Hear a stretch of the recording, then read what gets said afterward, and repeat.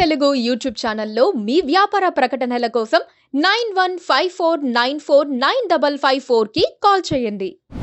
BRS అధినేత కేసీఆర్ మళ్లీ ఫామ్లోకి వచ్చారు. తనదైన శైలిలో ప్రత్యర్థులపై తిట్ల దండకం అందుకుంటున్నారు. 4 నెలల్లో రేవంత్ ప్రభుత్వ తప్పిదాలను ఆయన ఒక్క రోజులోనే ఏకరువు పెట్టేందుకు ప్రయత్నించారు.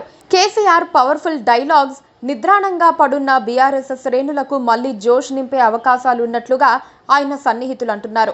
అన్ని వైపుల నుంచి కాంగ్రెస్ ప్రభుత్వాన్ని ఇరకాటంలో పెడుతూ తన జోలికి రాకుండా చూసుకోవటమే కేసీఆర్ ధ్యేయమని ప్రత్యేకంగా చెప్పాల్సిన పని కూడా లేదు. కాంగ్రెస్ పాలన 100 రోజులు పూర్తయ్యే వరకు కేసీఆర్ మౌనంగా ఉండిపోయారు. రేవంత్ రెడ్డి ఏం చేస్తున్నారో చూస్తూ అధ్యయనం చేస్తూ గడిపారు. కాంగ్రెస్ ప్రభుత్వ నిర్ణయాలను సమీక్షిస్తూ నిపుణులతో చర్చిస్తూ 10 ఏళ్ల బీఆర్ఎస్ పాలనతో బేరీజు వేస్తూ వచ్చారని సన్నిహితులు అంటున్నారు.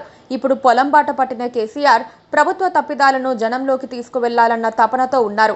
లోక్సభ ఎన్నికల పోలింగ్ నాటికి ఏదో విధంగా కొన్ని రంగాల్లో ప్రభుత్వాన్ని ఇరకాటంలో పెట్టగలిగితే తమ పార్టీకి ప్రయోజనం కలుగుతుందన్న ఆలోచనతో ఆయన ఉన్నారని చెబుతున్నారు. అందుకే ఎండిపోయిన పంటల సాక్షిగా సమరం సాగించాలని కేసీఆర్ భావిస్తున్నారు. అధిక సంఖ్యాకులైన రైతులను రెచ్చగొట్టగలిగితే తనకు ప్రయోజనం ఉంటుందని కేసీఆర్ లెక్కలేసుకుంటున్నారు. డైవర్షన్ గేమ్ లో కేసీఆర్ దిట్ట. ఇప్పుడు కూడా ఆయన అదే పని చేస్తున్నారు. పార్టీ నుంచి అందరూ వెళ్లిపోతూ బీఆర్ఎస్ ఖాళీ అవుతోన్న వేళ నేతలను ఆపేందుకు ఆయన ప్రయత్నిస్తున్నారు. కాంగ్రెస్ లోకి వెళ్తే ఆగమైపోతారని పరోక్షంగా చెబుతున్నారు.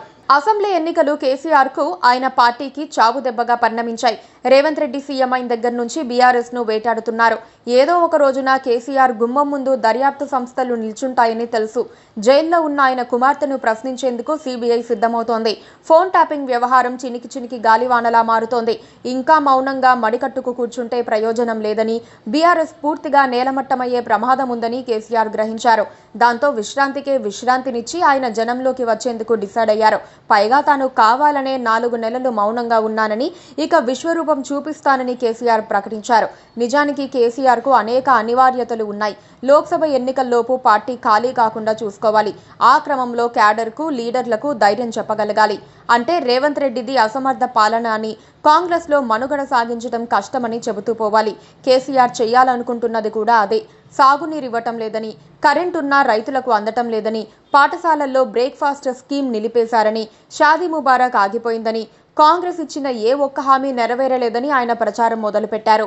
ఇదంతా కూడా ప్రధానంగా ఫోన్ ట్యాపింగ్ కేసు నుంచి డైవర్షన్ కోసమేనన్న చర్చ కూడా జరుగుతోంది. ఒక్క ఫోన్ ట్యాపింగ్ ను పెట్టే బీఆర్ఎస్ కు ఒక్క ఎంపీ సీటు కూడా రాకుండా చేయాలని కాంగ్రెస్ ప్రయత్నిస్తోంది. దాని నుంచి ప్రజల దృష్టి మళ్లించి 4 సీట్లు పొందేందుకు కేసీఆర్ వ్యూహాలు పన్నుతున్నారు. తెలంగాణ రాజకీయాలు ఇప్పుడు కీలక దశలో ఉన్నాయి.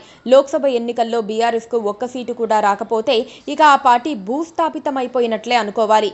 ఉన్న 4-3 నాయకులు కూడా చేజారిపోయి పార్టీ జీరో అయిపోతుంది. ఆ పరిస్థితి రాకుండా చూసుకునే సత్తా కేసీఆర్ కు మాత్రమే ఉందన్నది ఒక విశ్లేషణ. అందుకే ఎండను సైతం లెక్క చేయకుండా ఆయన జనంలోకి వస్తున్నారు.